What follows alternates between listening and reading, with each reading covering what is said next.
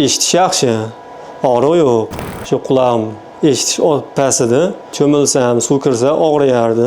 O'zimizda Farg'ona viloyatida lor doktorlarga ko'rinib turardim. Menga ular chetda Toshkent shahrida lor sentrda Shavkat akani tavsiya qilishdi. Bu yerga keldim. Ular tekshirishdi, meni operatsiya qilishdi. Operatsiyada og'riqlar sezmadim, yaxshi bo'ldi. Hozir mana eshitishim ancha yaxshi. Bemorimiz 28 yoshdalar, Farg'ona viloyatidan. 6 oy oldin ikki tomonlama eshitish pasaytirma shikoyat keluvdilar. Demak, chap tomonni endoskopik timpanoplastika bajarganmiz. Hozir qayta ko'rikka keldilar, bitta ko'ramiz. Demak, mana pardani holati, qon tomiri o'sgan, ideal holatda. O'rtasida katta defekti bor edi ba'midda. Defekt yo'qolgan, qon tomiri o'sib, o'zinikida aslida bo'lib turibdi.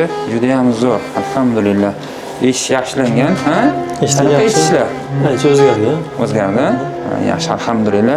Endi bu yoqqa bemalol bu quloqqa suv kirsa, qulog'ingiz oqmaydi, hech qanaqa shamollab qolmaydi, chunki parda butun tiklangan.